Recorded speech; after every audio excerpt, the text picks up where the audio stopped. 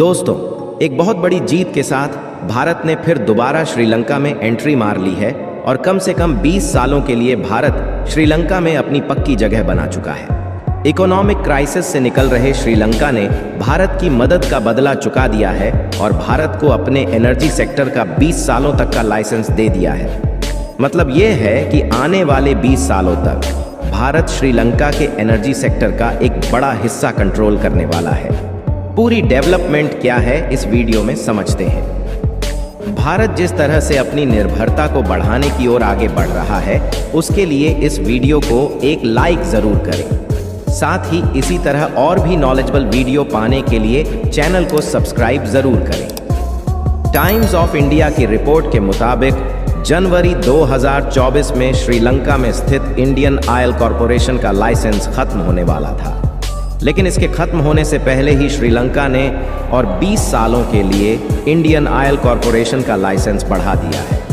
आपको बता दें कि पिछली बार यह एग्रीमेंट 2003 में साइन किया गया था और इसके अंतर्गत इंडियन ऑयल कॉरपोरेशन श्रीलंका में पेट्रोल, डीजल, केरोसिन और जेट फ्यूल की सप्लाई चेन को संभाल रही थी और इसके अंतर्गत ईंधन के एक्सपोर्ट, इंपोर्ट, स्टोरेज, ट्रांसपोर्ट और डिस्ट्रीब्यूशन का काम इंडियन ऑयल कॉरपोरेशन पूरे श्रीलंका में देख रही थी।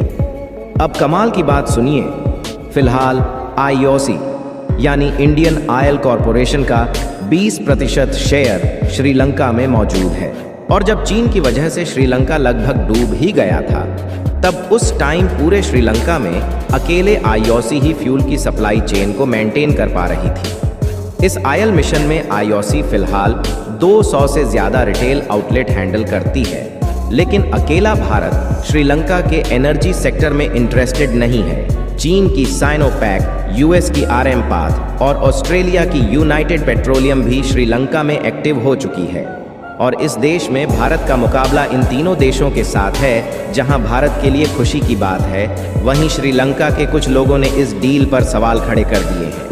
कोलंबो के ऑपोजिशन लीडर मजीबुर हेमा ने इस लाइसेंस रिन्यूअल के खिलाफ यह कहा है कि लाइसेंस को देने में धांधलेबाजी की गई है और शायद इसका रीज़न भी हम सभी जानते हैं। मजीबुर रहमान का कहना है कि इंडियन ऑयल कॉरपोरेशन श्रीलंका के फ्यूल शॉर्ट्स को ढंग से मैनेज नहीं कर पाई और इन्होंने भारत और श्रीलंका के बीच इसे एक सीक्रेट डील बताते हुए इसे करप्शन के घेरे में लाने की कोशिश की है। अब इसके दो ही रीज़न हो सकते हैं। पहला तो चीन से मिली रिश्वत और दूसरा वो रीज़न जिसे हम चाहकर भी नहीं कह सकते हैं। खैर, दूसरे रीज़न को किनारे पर करके मेन बात कर लेते हैं। आईओसी ने पिछले 20 सालों में श्रीलंका के अंदर $70 मिलियन का निवेश किया है और नए कंपटीटर से भिड़न के चलते यह निवेश और बढ़ाया जाएगा, जिससे नए रिटेल आउटलेट खोले जा सके। इसके अलावा आईओसी भारत में हाइड्रोजन व्हीकल्स पर काफ़ी तेज़ी से काम कर रही है और अगर ये प्रोजेक्ट सफल हो गया तो हाइड्रोजन सप्लाई और हाइड्रोजन ट्रांसपोर्ट की पूरी सप्लाई चेन को श्रीलंका में खड़ा करने में आईओसी को देखा जा सकेगा। इसके अलावा भी भारत को एक बहुत बड़ा फायदा होने जा रहा है, क्योंकि भारत ने कतर का सीधा समाधान निकाल लिया है और जो फैसला आज भारत ने किया है, इसके बाद उन देशों को भी बड़े सबक मिलने वाले हैं जो अपने नेचुरल गैस के भंडार पर घमंड करते हैं।